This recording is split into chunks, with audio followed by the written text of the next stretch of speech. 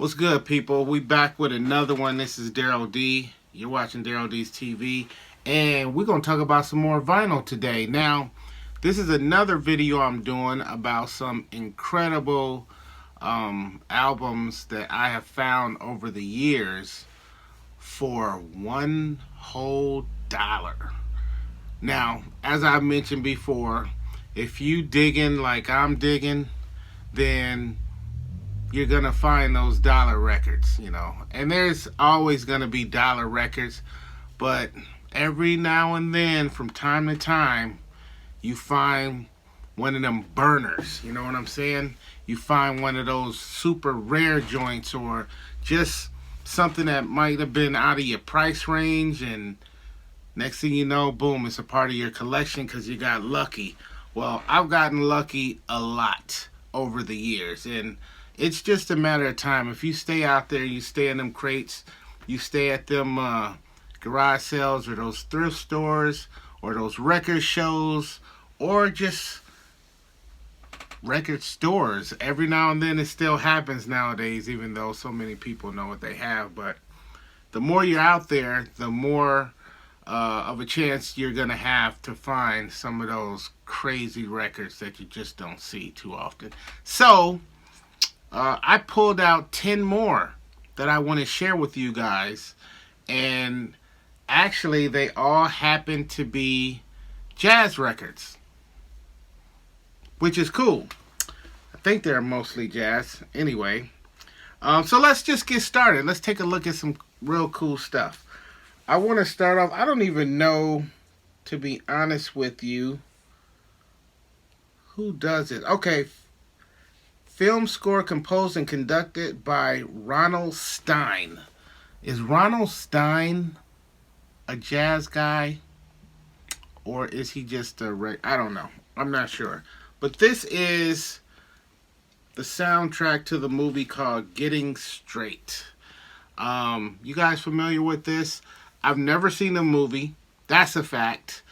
I don't exactly remember how I even found out about this record, but I know, before I actually found it, but I must have been looking around and somebody put me on. I don't quite remember.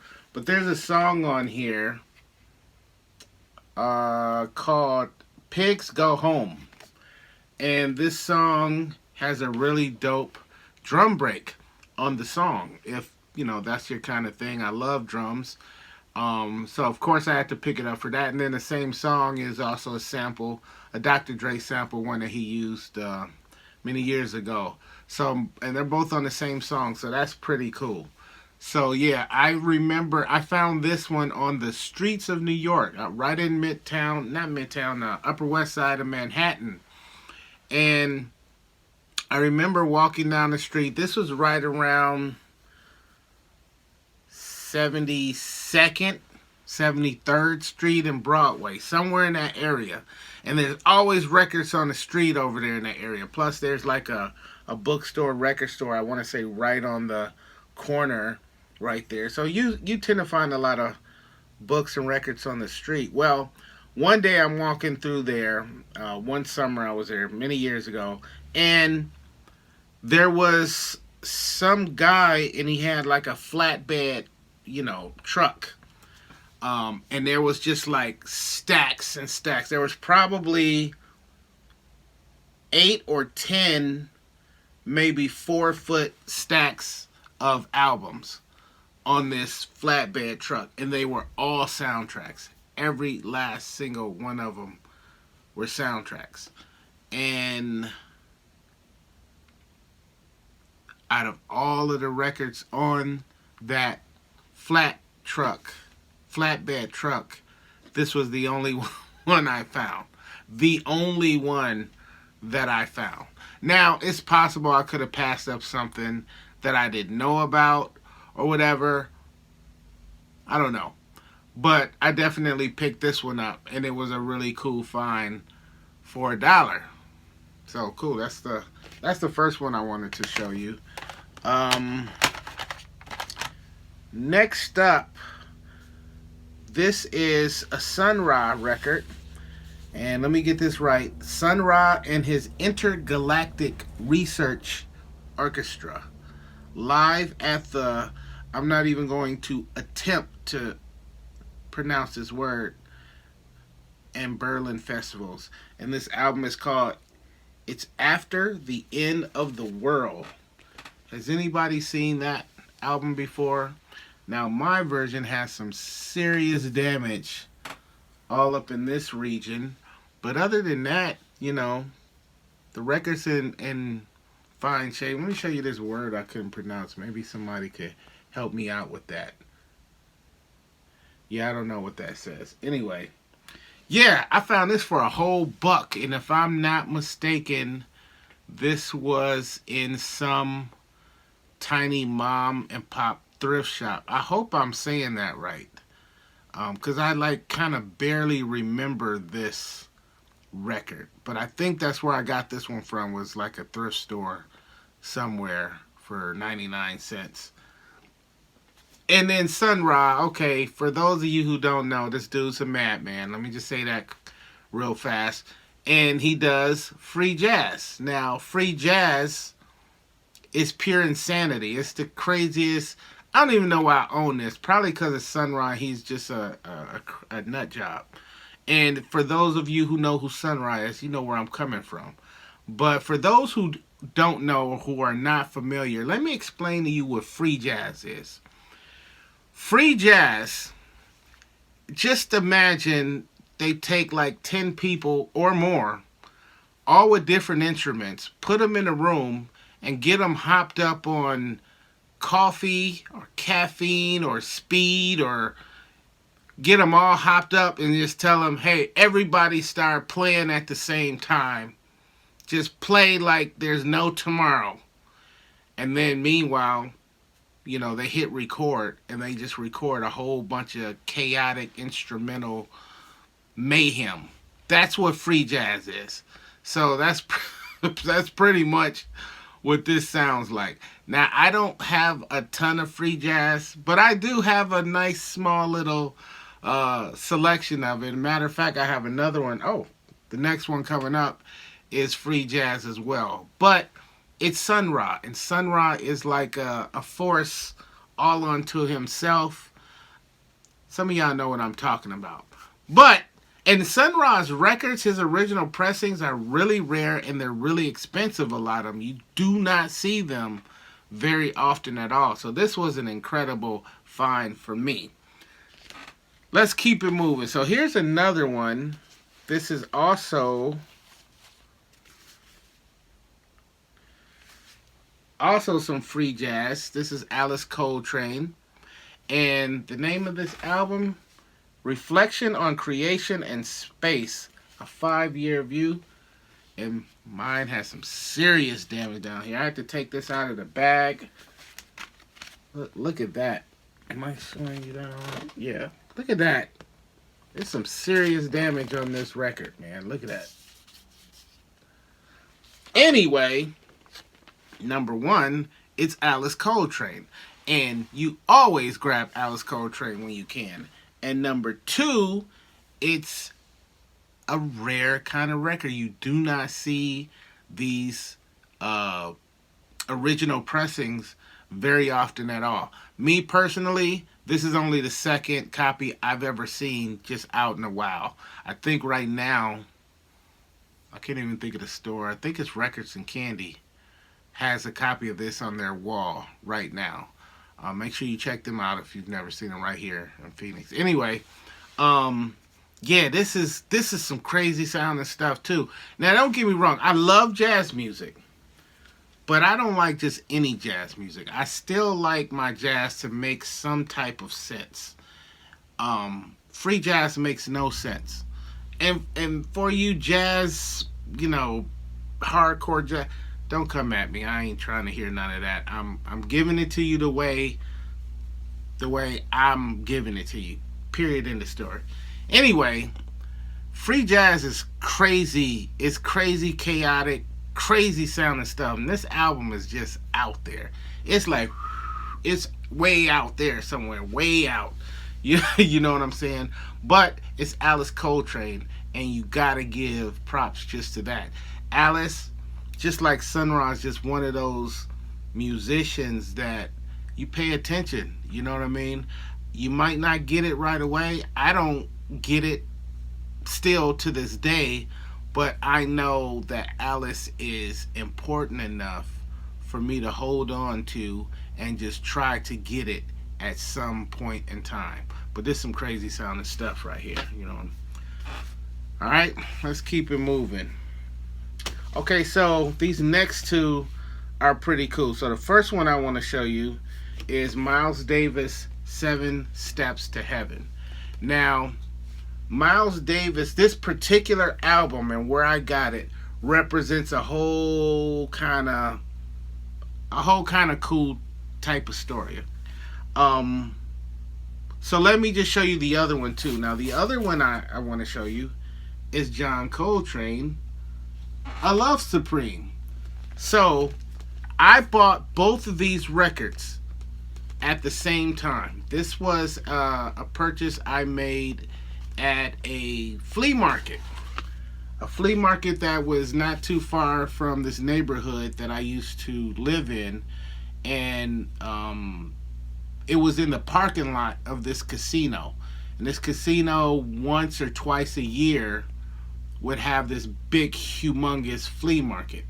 So I'm out there one Saturday morning looking around, and I come across this one setup, and these two women. They were like two older women or whatever. And let me tell you, they had like a handful of crates, 5, 6 crates of records, maybe 4 or 5, something like that. And they had every last single Miles Davis album you could think of. And they had every last single John Coltrane album you could think of.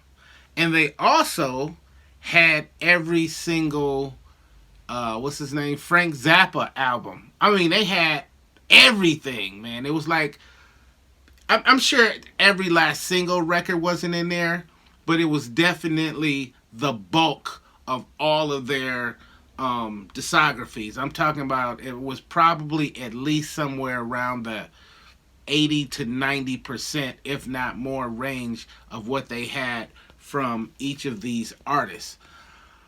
I'm not a Frank Zappa fan. I don't know nothing about Frank Zappa. I left all of those records there. But I grabbed every one of these Miles Davis albums and every one of the John Coltrane albums. These are just two of the first ones I pulled out to show you, to kind of represent that whole entire lot. So I grab all these records, and because they weren't priced or anything, so I asked the woman, I said, well, how much are these? I asked one of the ladies, how much are the records?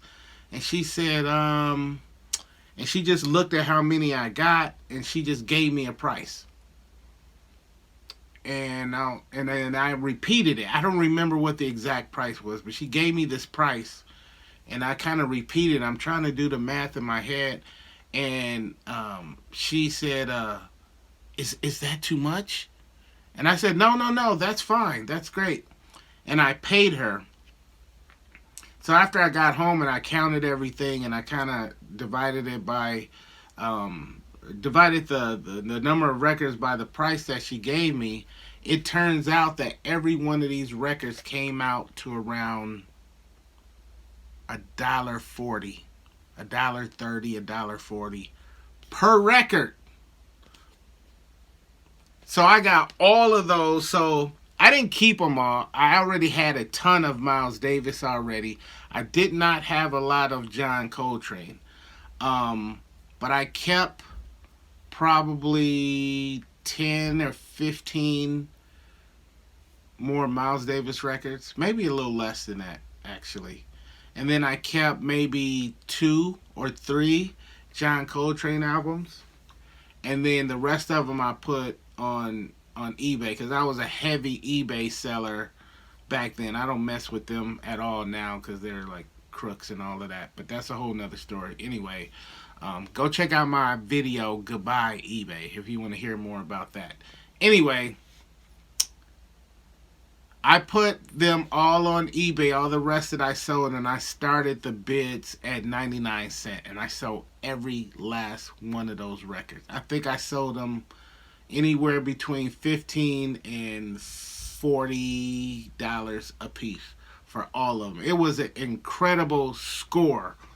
But yeah, these two records, ton of Miles Davis I ended up finding, and a ton of John Coltrane. This was like in excellent condition, original pressing, the whole 9 yards. Um, so yeah, that was a great haul. I wish there was a lot more like that, but what are you gonna do? All right, let's keep it moving. Here's another one. I don't remember exactly where I picked this up, but this is Ferell Sanders. This is the Village of the Pharaohs album.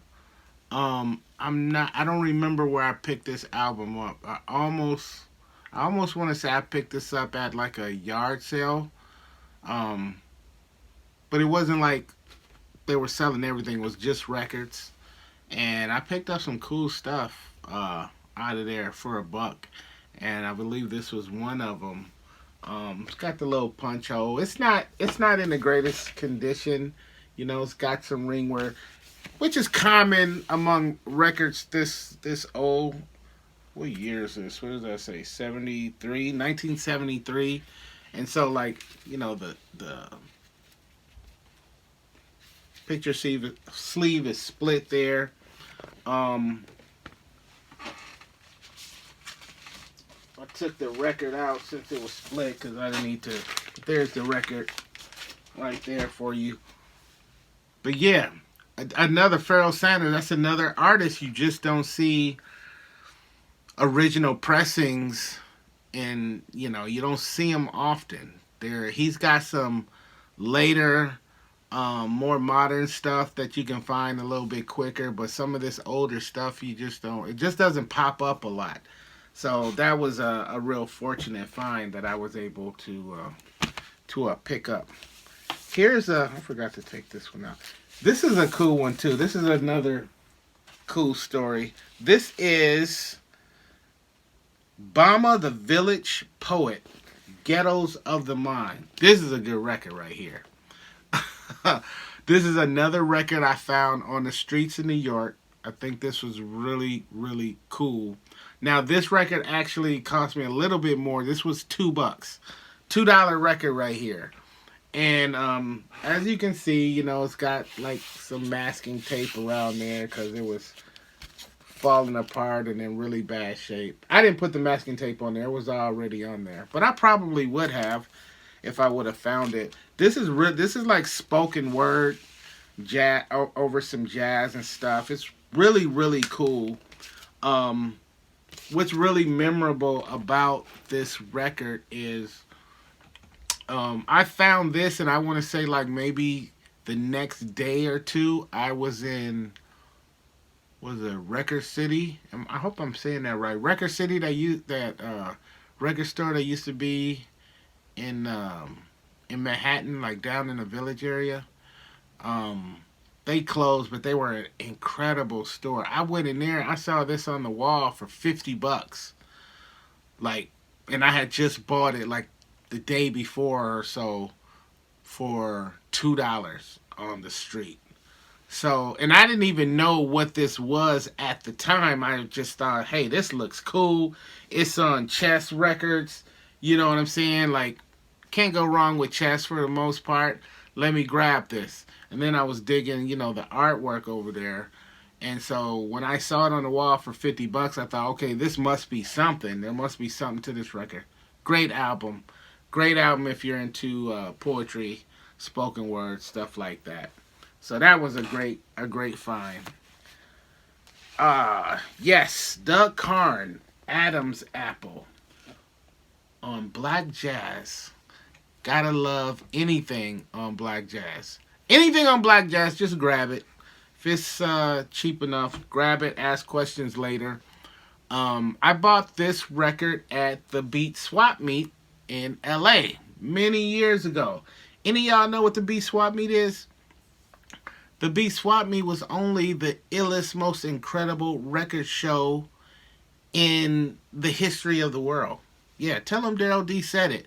Um, man, my man Utmost out there in LA, he used to throw this record show in Chinatown every 3 months. And it was the most incredible record show. It started off because it used to be inside this jazz club. I can't remember the name of the club. Famous club. You see a lot of celebrities going in and out of there. But it started off at this jazz club. Now, the first time that I went, me and my boy Drunk Jeff went up in there, and I think it was show either number 4 or show number 8. We got in on the mix maybe either 1 year or 2 years into them having shows. I believe it was the 4th show that they ever had, so that would have been 1 year in. I'm pretty sure that's what it was. Anyway, it was inside of this jazz club, and the jazz club had 2 stories. So 90% of the vinyl was on the first floor, and then on the second floor, you had some vendors up there, but you also had a stage, and they would be having the production showcases, and MCs would be up there doing ciphers, a DJ setup, all of that kind of stuff. And then over the years, it just got bigger and bigger. It spilled out to the outside in front of the place. Then it spilled out to the one side and then the other side. Then it spilled around the corner. Next thing you know, after some years, there was like 10,000 people coming through there when they would do a show. Tons of DJ setups all over the show, inside and outside. Bands set up. I think that's the first time I saw XL Middleton and Monica performing out there. I've seen so many celebrities walking through there from, out of rap music. What's his name? The brother that just passed away in... Anyway, I seen like Tash from the Alcoholics. I've seen Crazy Legs. I've seen all of the Beat Junkies come through there. Couple of people from Jurassic 5, Far Side Cats would be set up there. I can't think of my brother's name, but the guy who was managing them, he used to be set up. He would sell... I was buying a lot of delicious vinyl, like promo stuff and like really rare stuff. He was set up selling that stuff. I used to just grab all of that stuff. One of the guys from Sarah, what can I think of anyway? Tons of cats from hip hop. Percy P used to come through there. Craig G. When he was living out there, I used to chop it up with him. I saw, what's Dilla's brother's name? Why can't I think of his name right now? Illa J performed out there one time. I saw him getting busy. Just incredible. Incredible. They would sell art. They were selling gear and old school clothing and hip hop and rap related toys, lots of graffiti related items. So it just blew up from records to just a hip hop festival out there. There was food out there, the whole nine, man. It was just incredible. And they don't do it as much as they used to. I think they just recently did one, like maybe within a year ago. But before that, I think the last one they did before that was like maybe 2016 or something like that. But Utmost, my man Robbie, yo, he used to put it down, man. It was just incredible. If you ever hear that the Beat Swap Meet is going to be doing a show in LA, trust me, you want to go. You could find people selling albums out there. Like I saw this guy selling this Fela Kuti record, and one person had it for, I think the guy was selling it for $65, and then there was somebody else selling the same album for $5. So you just never knew what you might come across. You know what I'm saying? It was incredible. Anyway, I used to roll out of there with like at least a couple crates every single show, and I would always find just the most incredible stuff. All these different vendors and stores out of California would be set up there. Big ups to my boy at Record Jungle. Big ups to Mr. Kelvin at VIP Records, and just all of the incredible people that will come out there and set up and just have this. The Baker Boys will be set up. I've seen the Beat Junkies set up selling stuff. Mellow D used to come out there. The Funk Freaks used to set up, and they, used to just take over, that show. Big ups to Fat Beats, who used to come out and represent. It was credible. I'm being long-winded. Do your research on the Beat Swap Meet. Anyway, this was one of the many, many incredible, cool, rare, cheap records I would find out there. Doug Carr, Adam's Apple. Great album. Do your research on that. Trust me, it's good stuff. Okay, now these last two I want to tell you about, I got from the same place. This was really cool. I never heard of this guy. This is Roy Merryweather, and this album is called Nubian Lady. Now, I got this from a flea market in Atlanta, Georgia. And what's cool, it was one of those indoor flea markets. So I'm in there with my sister, Tammy. And we're walking around and I see these albums or whatever, right? And it wasn't a ton of records in there in this one particular area, but I grabbed a nice little handful. And I don't remember everything I got out of there, but as I come across stuff, I'll be pulling them out and showing you those too. Anyway, I didn't know how cool this record was until I actually got it home and listened to it. But if you come across an old record and it's got the silhouette of a Nubian queen on it and the name of the album is Nubian Lady, you buy it. Period. In the story. You pick it up and you take it home. You don't, especially when it's super duper cheap. And and this is a live album too. So when I took it home, the first song, Nubian Lady, it's just like this real smoothed out jazz whatever song. It's super funky. It's got like a drum break on there. It's just a great song. And once I took it home and I listened to it, I was like, yo, this is great. So I looked it up, and at the time it was selling for $300. It was like a $300 record.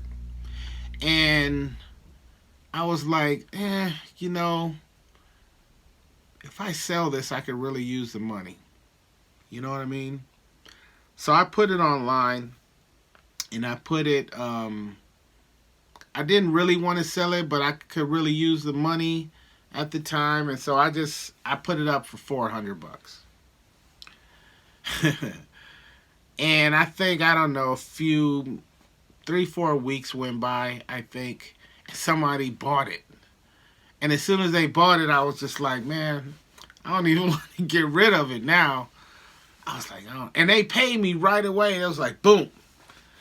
And I was just like, man, having second thoughts now. And I was like, man, I didn't think nobody would give me $4 for it. So I don't know. I made up some excuse. Sent the dude his money back. And I was just like, yeah, sorry. I don't remember what I said. And they wasn't tripping. I never heard from them again or whatever. And I just like, yo, I'm keeping this. And what's crazy is they reissued this. Now, granted, I don't know anything about this record. But then when you eventually go into a record store and you see that it's reissued, well, usually reissues are of serious releases that, are hard to find or just super duper expensive or both. So I was really glad that I picked this up. And the other cool thing is it's signed by Roy Merryweather and everybody in his band. And this is live at the Magic Carpet, and I think that was in Ohio somewhere. Recorded live at the Magic Carpet, Dayton, Ohio, 1973. Yes. So this is cool. And at the same time, I found two copies of this. My favorite Gil Scott-Heron and Brian Jackson album, Winter in America. This is my favorite Gil record and my favorite Gil and Brian record of all time. I have like 3 copies of this. What can I say? I love this record. Some of you know exactly where I'm coming from. You can't go wrong with any Gil Scott stuff. But what's cool about these 2 records, and there was probably another, 5 or 10 that I bought at the same time. So I pull these records out. My sister walks over. I don't remember if I got a phone call or something. I stepped away for some reason. I just kind of stepped off for a minute.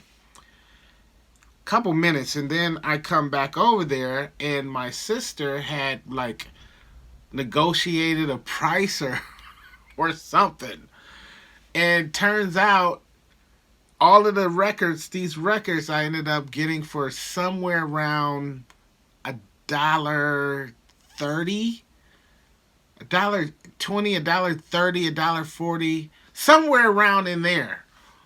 And so basically I got them for next to nothing. These were nothing, Somebody wants you to pay, $1.50 or whatever for an album like this. For an album like this. For me, basically, you just gave it to me for free. Pretty much. I got that record for free. So, yeah, the Atlanta flea markets can be very, very, very, very lucrative in terms of finding those rare records, It can be hit and miss, and I don't get down there as much as I would love to, but they are some of my most favorite flea markets in the country because I've just scored so much stuff out of there over the years. So yeah, that was and this one I would say is kind of beat up, but this is my baby right here. But the other ones I listen to those. I have one that's like in really nice shape. But this one I won't get rid of it because it's my baby. It's very sentimental. Yeah. So there's another 10 records that I scored for $1 or so, $1 a piece. I hope you guys enjoyed that. Take a minute and tell me some of the records that you guys have found for $1. I would love to hear about some of that stuff. All right? Yeah, until next time, thank you guys for hanging out. That's all I got for you right now. And this is Daryl D signing off. You guys be safe. Peace.